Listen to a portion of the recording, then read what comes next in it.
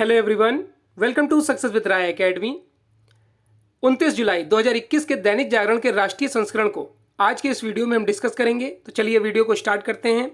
सबसे पहली जो हेडिंग हम ले रहे हैं वो है दुनिया में भारत और अमेरिका जैसा अहम रिश्ता दूसरा कोई नहीं। और ये स्टेटमेंट दिया है अमेरिका के विदेश मंत्री रॉबर्ट ब्लिंकन ने। देखिए, रॉबर्ट ब्लिंकन जो भारत की यात्रा पर आए हुए हैं वो कहीं ना कहीं अफगानिस्तान मुद्दा और चीन का जो बढ़ता दबाव है उसको लेकर ये यात्रा अहम मानी जा रही है। और इसमें यह भी बताया गया है कि जो क्वाड संगठन बना है उस पर भी ब्लिंकन ने ये स्टेटमेंट दिया है कि जो दूसरे देश ये समझ रहे हैं कि ये एक सैन्य संगठन है, तो ऐसा बिल्कुल भी नहीं है। यहाँ तक कि भारत ने भी क्वाड की जो तुलना है वो ब्रिक्स देशों से की हुई है, जो एक आर्थिक संगठन माना जाएगा। अमेरिका में सत्ता परिवर्तन के बाद भारत के साथ रिश्ते को लेकर संशय तो पहले से ही खत्म हो चुका है, लेकिन नई दिल्ली पहुंचे अमेरिकी विदेश मंत्री एंटनी ब्लिंकन ने बुधवार को पूरी तरह स्पष्ट कर दिया कि आने वाले दिनों में दोनों देशों के रिश्ते और गहन और व्यापक होंगे। ब्लिंकन की दिन भर में प्रधानमंत्री नरेंद्र मोदी, राष्ट्रीय सुरक्षा सलाहकार अजीत डोभाल, विदेश मंत्री एस जयशंकर के साथ मुलाकात में अफगानिस्तान, चीन, कोरोना महामारी व आर्थिक रिश्तों पर बातचीत हुई है। दोनों विदेश मंत्रियों के बीच 1 घंटे तक द्विपक्षीय वार्ता हुई है, जिसमें ब्लिंकन ने बोला कि भारत और अमेरिका के रिश्तों जैसा दुनिया में कोई महत्वपूर्ण रिश्ता नहीं है। अमेरिकी विदेश मंत्री ने दिन में भारत की सिविल सोसाइटी के प्रतिनिधियों से अलग से मुलाकात करके और बाद में संयुक्त प्रेस कॉन्फ्रेंस में लोकतांत्रिक मूल्यों पर लंबा बयान देकर यह संदेश दिया है। अब इसमें भारत के साथ मिलकर अफगान सैनिकों को प्रशिक्षित करेगा अमेरिका। इसमें एक स्टेटमेंट संयुक्त रूप से यह भी आया है कि भारत और अमेरिका मिलकर जो अफगानिस्तान के सैनिक हैं उनको भी ट्रेन करेंगे, ताकि जो तालिबानी हमले हैं या फिर तालिबान जिस तरीके से हावी हो रहा है अफगानिस्तान पर, उनके साथ बराबरी का मुकाबला कर सके और अच्छे तरीके से दृढ़तापूर्ण ढंग से उसका मुकाबला कर सके और सभी पक्षों का प्रतिनिधित्व हो।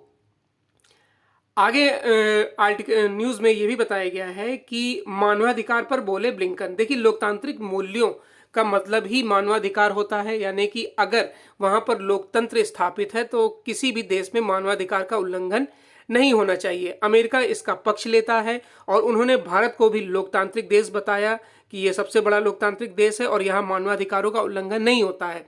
लेकिन अफगानिस्तान में जो स्थिति बनी हुई है वो कहीं ना कहीं मानवाधिकारों का और लोकतांत्रिक मूल्यों का गला घोटने वाली बात है। इस पर भी उन्होंने बयान दिया है।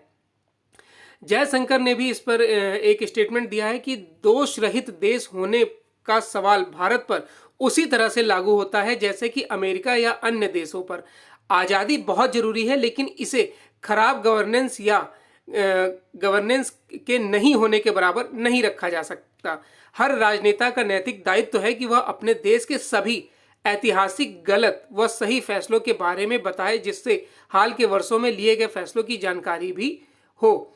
भारत ने क्वाड की तुलना ब्रिक्स से की है। ब्लिंकन ने चीन द्वारा क्वाड, जो कि अमेरिका, जापान, भारत और ऑस्ट्रेलिया के सैन्य संगठन बताए जाने को खारिज करता है। उन्होंने कहा कि क्वाड दुनिया के समक्ष उत्पन्न कुछ बड़ी चुनौतियों के लिए काम कर रहा है।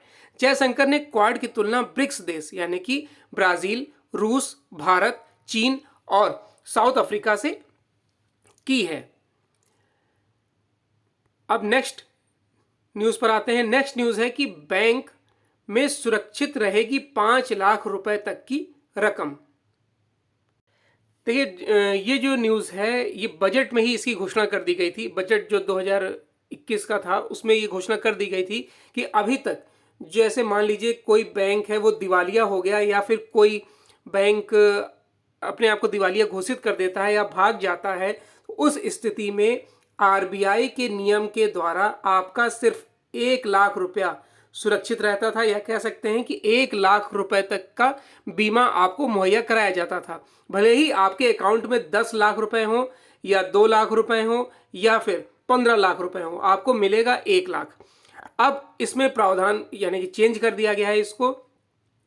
अब आपको चाहे 20 लाख हो या 25 लाख हो, आपको 5 लाख रुपए का बीमा इसमें दिया जाएगा। यानी कि अगर बैंक दिवालिया हो जाता है तो आपको 5 लाख रुपए मिलेंगे, अगर आपके अकाउंट में 5 लाख रुपए से ज्यादा है तो। और ये आपको सिर्फ 90 दिनों के भीतर ही मिलेगा। बैंक में जमा 5 लाख रुपए तक की राशि हाल में सुरक्षित रहेगी, हर हाल में सुरक्षित रहेगी। अगर बैंक दिवालिया भी हो जाता है तो जमाकर्ता को 90 दिनों के भीतर ये राशि मिल भी जाएगी। अभी बैंक में सिर्फ 1 लाख रुपए का ही बीमा होता है। इस सीमा को बढ़ाने के लिए सरकार deposit insurance and credit guarantee bill ला रही है। अब ये deposit insurance and credit guarantee bill क्या होता है? देखिए, ये बिल जो है वो अब बैंक के डूबने के 90 दिन के अंदर ही जमाकर्ताओं को उनका पैसा मिलेगा। मतलब deposit insurance and credit guarantee corporation DICGC bill 2021 को मंजूरी मिल गई है। इस बिल को संसद के मानसून सत्र में रखा जाएगा। सरकार पहले ही इस लिमिट को 1 लाख रुपए से बढ़ाकर 5 लाख कर चुकी है। DICGC असल में भारतीय रिजर्व बैंक का सब्सिडियरी है। यह बैंक जमा पर बीमा कवर उपलब्ध कराता है। अभी तक नियम यह था कि जमाकर्ताओं को 5 लाख रुपए का बीमा होने पर भी तब तक पैसा नहीं मिलेगा जब तक रिजर्व बैंक कई तरह की प्रक्रियाएं नहीं पूरी करता। इसकी वजह से लंबे समय तक उनका पैसा उन्हें नहीं मिलता था। अब इसमें चेंज कर दिया गया है और इसे 90 दिन कर दिया गया है। वित्त मंत्री निर्मला सीतारमण ने बताया कि डिपॉजिट गारंटी के नए नियम के तहत सभी प्रकार के बैंक में जमा 5 लाख तक की राशि पूरी तरह से सुरक्षित रहेगी। इनमें सरकारी बैंक के साथ निजी बैंक, ग्रामीण बैंक और यहाँ तक कि जो भारत में स्थित विदेशी बैंक हैं उनको भी इसमें कवर किया जाएगा। अगर कोई बैंक मोरेटोरियम में आ चुका है तो उस पर भी नए नियम लागू होंगे। नेक्स्ट न्यूज है कि कानून से बचने के लिए नहीं दे सकते विशेषाधिकार की दलील। देखिए, ये इसलिए ये न्यूज़ है क्योंकि जो संसद में नेताओं द्वारा जो हुड़दंग किया जाता है या फिर सरकारी संपत्ति को बर्बाद किया जाता है, उन्हें फेंका जाता है, इस पर सुप्रीम कोर्ट ने एक स्टेटमेंट दिया है कि अगर जो माननीय हैं उन्हें कुछ अधिकार इसलिए दिए गए हैं ताकि वो निष्पक्ष होकर बिना किसी दबाव में आकर डरे अपने फैसले ले सकें। ये अधिकार उनको इसलिए नहीं दिए गए हैं, कुछ जो विशेषाधिकार दिए जाते हैं नेताओं को वो इसलिए नहीं दिए गए हैं कि वो स्वयं कानून को हाथ में लें या फिर अराजकता फैलाएं, संसद की कार्रवाई न चलने दें, दूसरों को परेशान करें, इसलिए ये अधिकार नहीं दिए गए हैं। इसलिए इन अधिकारों को विशेषाधिकार की दलील में आप ना लाइए और आप पर भी दूसरी तरह जो जैसा दूसरों पर कार्रवाई होती है वैसी आप पर भी कार्रवाई हो सकती है। सुप्रीम कोर्ट ने बुधवार को अपने एक अहम फैसले में कहा कि सभी नागरिकों पर लागू होने वाले आपराधिक कानूनों में से छूट का दावा सदन में मिली छूट और विशेषाधिकार का हवाला देकर नहीं किया जा सकता है। आपराधिक कानून से छूट का दावा करना उस भरोसे को धोखा देना होगा जो उन पर जनप्रतिनिधि के तौर पर किया गया है। कोर्ट ने कहा कि जनप्रतिनिधियों को सदन की कार्यवाही के दौरान छूट और विशेषाधिकार इसलिए मिले हैं ताकि वे बिना किसी भय और बाधा के अपना विधायी कार्य कर सकें। सदस्यों द्वारा विरोध जताने में सदन में तोड़फोड़ करना और संपत्ति को नुकसान पहुंचाना विधायी कार्य नहीं है। उल्लेखनीय है कि इस मामले में पिछली सुनवाई में भी कोर्ट ने काफी तक टिप्पणी की थी। शीर्ष न्यायालय ने कहा कि सदन में सार्वजनिक संपत्ति को तोड़ना और नुकसान पहुंचाना अभिव्यक्ति की आजादी और विपक्ष को विरोध में मिले वैध अधिकार के बराबर नहीं है। बजट पेश करने का विरोध करने में सदन में सार्वजनिक संपत्ति को तोड़ना जरूरी विधायी कार्य का निर्वहन नहीं माना जा सकता है। ऐसा करना विशेषाधिकार और छूट के तहत नहीं आता है। नेक्स्ट न्यूज पर आते हैं। नेक्स्ट न्यूज है बिजनेस पेज से। बिजनेस पेज में पहली न्यूज है कि आर्थिक विकास के लिए सेबी बनाएगा सोशल एक्सचेंज। तो न्यूज देखते हैं क्या है। इसमें कई पॉइंट्स मिलेंगे हमें जानने के लिए। पूंजी बाजार नियामक सेबी के चेयरमैन अजय त्यागी ने कहा कि कैपिटल मार्केट अर्थव्यवस्था के विकास में अहम भूमिका निभाने जा रहा है। तो सबसे पहले कैपिटल मार्केट क्या होता है? कैपिटल मार्केट, जिसे हिंदी में पूंजी बाजार कहते हैं। देखिए, प्रतिभूतियों का बाजार है पूंजी बाजार, जहां कंपनियां और सरकार लंबे समय के लिए धन जुटा सकते हैं। यह वह बाजार है जहां पैसा 1 साल या इससे अधिक समय के लिए दिया जाता है। जब भी किसी कंपनी को अपने व्यापार को बढ़ाने के लिए पूंजी की जरूरत होती है, तो वह पूंजी बाजार में अपनी हिस्सेदारी बेचकर धन जुटाती है, जिसे शेयर्स बोलते हैं। आगे बताया गया है, इसे ध्यान में रखते हुए कि सेबी कैपिटल मार्केट को और मजबूत बनाने की दिशा में काम कर रहा है। उद्योग संगठन फिक्की के कार्यक्रम में बुधवार को अजय त्यागी, जो सेबी के अध्यक्ष हैं, ने बताया कि सामाजिक क्षेत्र में विकास के लिए फंड जुटाने को आसान बनाने के लिए सेबी की तरफ से अलग से कई प्रयास किए जा रहे हैं। तो इसमें 2 पॉइंट मिले हमें सेबी और फिक्की के बारे में जानने के लिए। तो सबसे पहले हम सेबी के बारे में जानते हैं। सेबी, जिसके अध्यक्ष अजय त्यागी हैं, आपको बता दिया गया है। और सेबी का मुख्य उद्देश्य शेयर बाजार में निवेशकों को सुरक्षा प्रदान करना है। साथ ही यह संस्था ट्रेडर्स और निवेशकों को किसी भी प्रकार के धोखाधड़ी और स्कैम के खिलाफ मदद प्रदान करता है। इसे स्थापित करने के पीछे मुख्य कारण शेयर बाजार को संरक्षण देना और निवेशकों की हितों की रक्षा करना है। इसकी जो स्थापना है वो 12 अप्रैल 1992 को हुई थी। सेबी का फुल फॉर्म होता है securities exchange board of India, securities and exchange board of India. स्थापना पता चल गई आपको 12 अप्रैल 1992 को। इसके अध्यक्ष हैं अजय त्यागी और इनकी नियुक्ति प्रधानमंत्री द्वारा की जाती है। आप कह सकते हैं कि सेबी की जो स्थापना हुई थी, जो हर्षद मेहता स्कैम था 1992 का, उसके बाद निवेशकों के पैसे को बचाने के लिए किया गया था।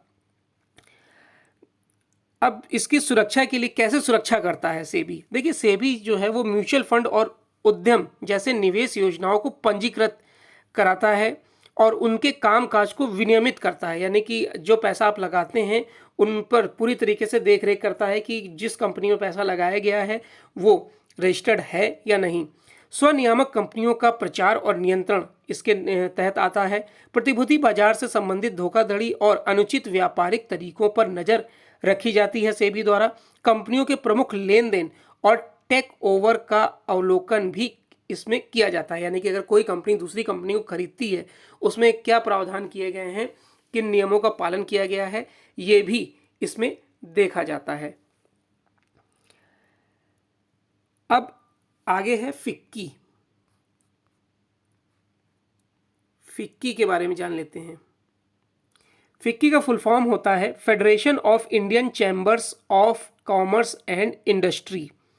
देखिए, फिक्की जो है वो भारत में व्यापारिक संगठनों का एक संघ है।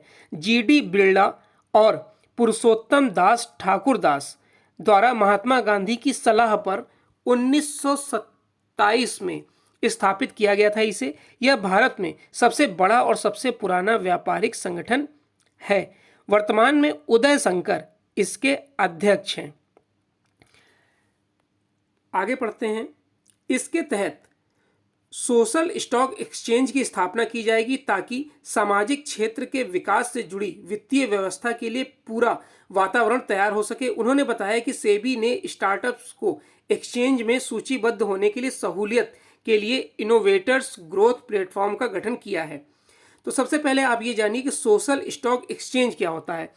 देखिए, एसएसई सोशल स्टॉक एक्सचेंज के माध्यम से दिए जाने वाला संस्थागत समर्थन यह सुनिश्चित करता है कि अधिक से अधिक निवेशक मात्र वित्तीय वितरणों से आगे बढ़कर विभिन्न उद्यमों के मूल्यांकन के लिए पर्यावरणीय पहलुओं जैसे कि संसाधन संरक्षण, पर्यावरणीय रूप से स्थायी कामकाजी प्रथाओं, सामाजिक पहलुओं, इन सब पर कार्य कर सकें। दूसरा था हमारा इसमें कि इनोवेटर्स ग्रोथ प्लेटफॉर्म क्या होता है। देखिए, सेबी ने 2 नोटिफिकेशन जारी करते हुए इनोवेटर्स ग्रोथ प्लेटफॉर्म पर स्टार्टअप की लिस्टिंग के फ्रेमवर्क में बदलाव किए हैं। इस संबंध में सेबी बोर्ड ने मार्च 2021 में ही मंजूरी दे दी थी। सेबी में यह बदलाव देश में स्टार्टअप्स के इकोसिस्टम को बढ़ावा देने के लिए उठाया गया है। इसी कार्यक्रम में त्यागी ने यह भी कहा कि नियामक को जरूरी जानकारी मुहैया कराने में कई कंपनियों का रवैया उदासीन सा रहा है। वे इस महत्वपूर्ण काम को खानापूर्ति के अंदाज में नहीं कर रही हैं, जो ठीक नहीं है। उन्होंने कहा कि सूचीबद्ध कंपनियों के लिए नियामक और बाजारों को जानकारी देने के दो प्रारूप हैं। एक के तहत उन्हें नियमित अंतराल पर कुछ जानकारियां देनी होती हैं, उन्हें दूसरे के तहत समय समय पर वे जानकारियां देनी होती हैं जो निदेशक बोर्ड द्वारा लिए जाते हैं और निवेशकों के लिए अनिवार्य है। नेक्स्ट है मनरेगा में 6.25 करोड़ के रोजगार। देखिए, कोरोना संक्रमण और लॉकडाउन के चलते गांवों की ओर पलायन करने वाले प्रवासी मजदूरों के लिए मनरेगा वरदान साबित हुआ है। गांवों में रोजगार का प्रमुख साधन बनी इस योजना में काम की मांग बढ़ी है। चालू वित्त वर्ष के पहले 4 महीने में 6.25 करोड़ लोगों को रोजगार मिला है। इसमें से 5.25 लाख मजदूरों के निर्धारित 100 कार्य दिवसों का लक्ष्य हासिल किया गया है और उन्हें अतिरिक्त कार्य दिवस की जरूरत है।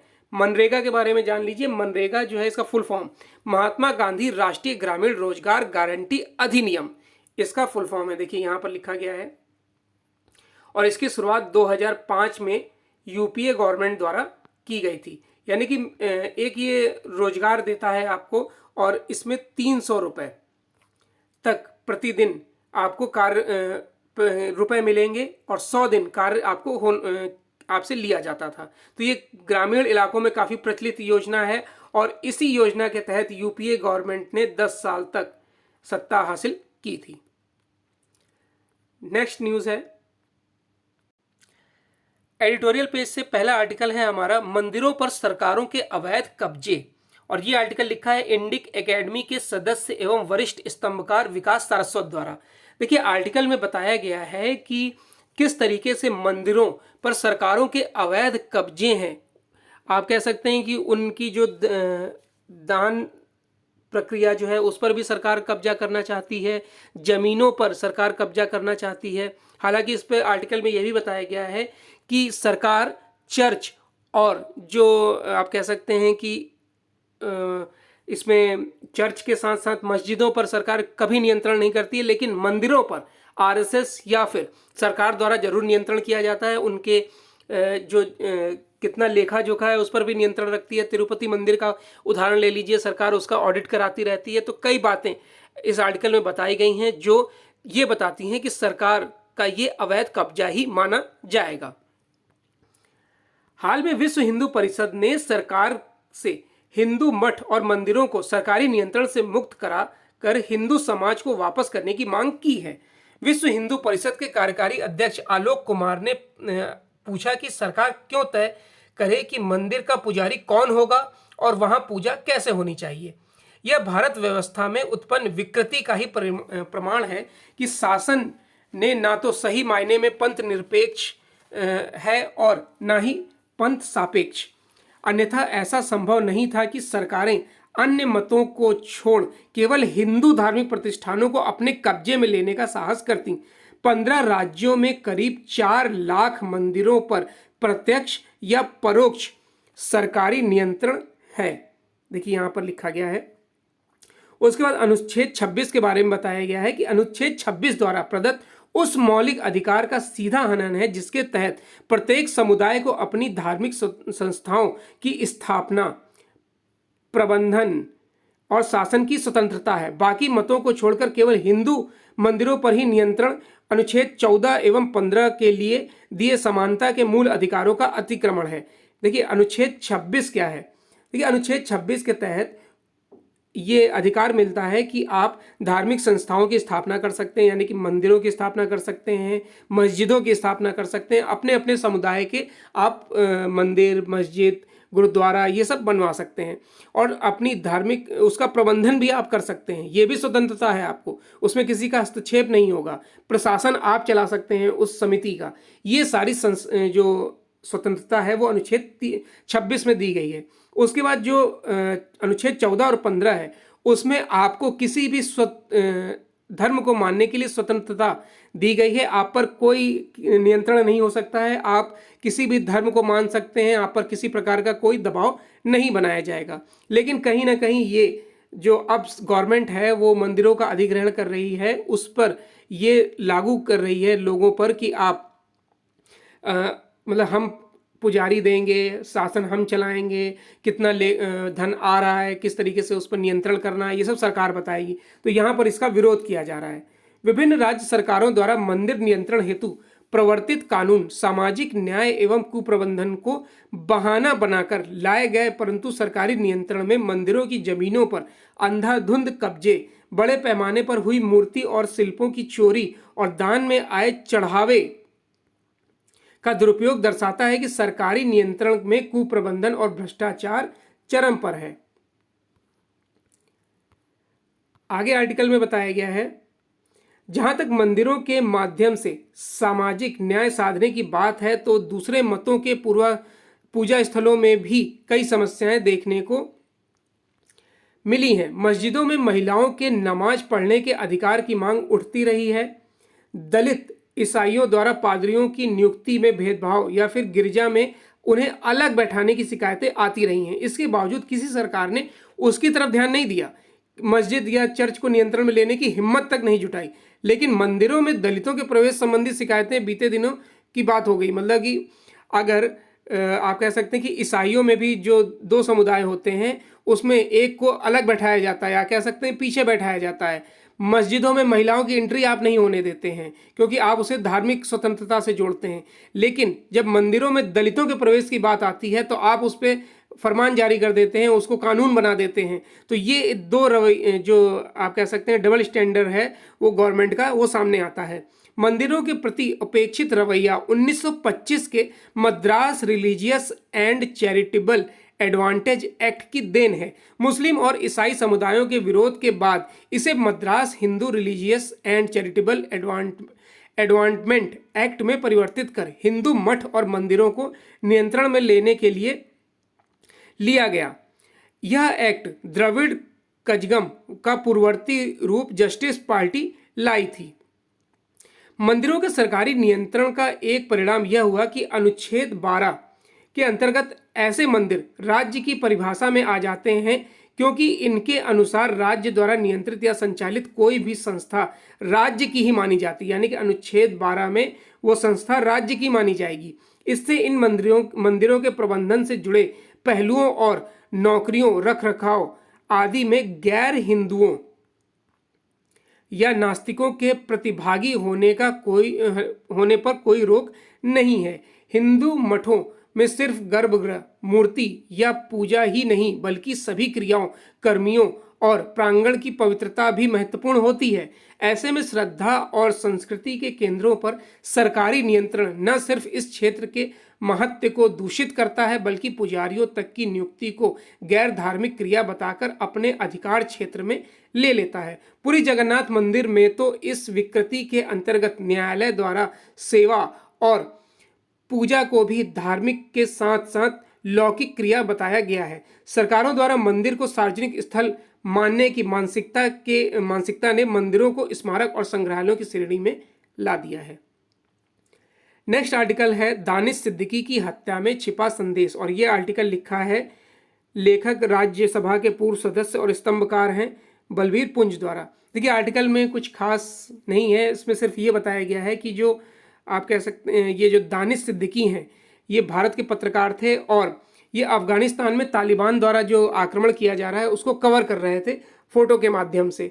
तो वहाँ पर पहले इनको कवर करने के लिए गोली मारी गई और जैसे ही तालिबानों को पता चला कि ये भारत के हैं तो इनका सर गाड़ी से कुचल दिया गया। इनकी बॉडी का जो डेथ बॉडी थी उनके सर को गाड़ी से कुचल दिया गया।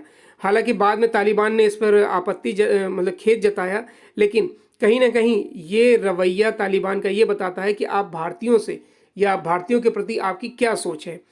और दानिश पर इतना विवाद अब इसलिए भी जो विपक्ष है चला रहा है क्योंकि दानिश ने ही भारत में जो कोविड की दूसरी लहर आई थी, जो शमशान में लाशें जल रही थी, लाइन लगी हुई थी लाशों की, सरकार की विफलताओं के बारे में खूब बढ़ चढ़ कर दिखाया था। तो ये भी एक कारण है विपक्ष का इस मुद्दे को उठाने का। हालांकि और इस आर्टिकल में कुछ ऐसा नहीं है जिसे हम डिस्कस करें। नेक्स्ट आर्टिकल है खतरे की घंटी सुने अमेरिका। भारत आए अमेरिकी विदेश मंत्री एंटनी ब्लिंकन ने अफगानिस्तान के ताज़ा हालात पर चिंता जताते हुए वहां साझा रणनीति की जो जरूरत जताई है उसकी पूर्ति कैसे होगी यह भी उन्हें बताना चाहिए। अमेरिका को यह आभास होना चाहिए कि उसने अफगानिस्तान को एक तरह से अधर में छोड़ दिया है। जो मुट्ठी भर अमेरिकी सैनिक वहां बचे हैं वे भी अगले माह के अंत तक लौट जाएंगे। अमेरिकी सेनाओं के इस तरह अफगानिस्तान छोड़ने से ही वहां हालात खराब होते जा रहे हैं और तालिबान बर्बरता के साथ मनमानी करने में लगा हुआ है। अमेरिका ने जैसे अफगानिस्तान को अधर में छोड़ा वैसे ही वह इराक से भी अपनी सेनाएं बुलाने जा रहा है। उसने यही काम वियतनाम में भी किया था और कोरिया में भी किया था। नेक्स्ट पेज पर आते हैं। नेक्स्ट पेज में एक न्यूज़ है हमारे लिए कि संक्रमण बढ़ने के कारण अमेरिका में फिर से मास्क पहनना हुआ अनिवार्य। अमेरिका में कोरोना संक्रमण बेकाबू होता जा रहा है। यहाँ मरीजों की बढ़ती संख्या के कारण टीके की दोनों खुराकें लगे लोगों में भी मास्क पहनना जरूरी कर दिया गया है। इधर ओलंपिक के दौरान जापान की राजधानी टोक्यो में इमरजेंसी लागू होने के बाद भी कोरोना के रिकॉर्ड मरीज मिल रहे हैं। पिछले 24 घंटे में 3177 नए मामले सामने आए हैं। भारत में भी स्थिति अब भयावह हो गई है। केरल में आप कह सकते हैं कि कोरोना विस्फोट हुआ है। शायद ये उस कारण से हुआ है जो बकरीद में जो छूट दी गई थी उसका ही परिणाम है कि केरल में एकदम से केस डबल हो गए हैं। और भी राज्यों में केसेस बढ़ रहे हैं, चाहे वो उत्तर प्रदेश हो, महाराष्ट्र हो, तमिलनाडु हो, कर्नाटक हो, इसमें भी अब केसेस लगातार बढ़ रहे हैं। इसलिए आपको भी सतर्क रहना है, लापरवाही नहीं बरतनी है। तो ये आज का यानी 29 जुलाई 2021 का दैनिक जागरण का राष्ट्रीय संस्करण था। आई होप आपको वीडियो अच्छा लगा होगा। अगर वीडियो अच्छा लगा हो तो लाइक और शेयर कर दीजिएगा। वीडियो देखने के लिए धन्यवाद।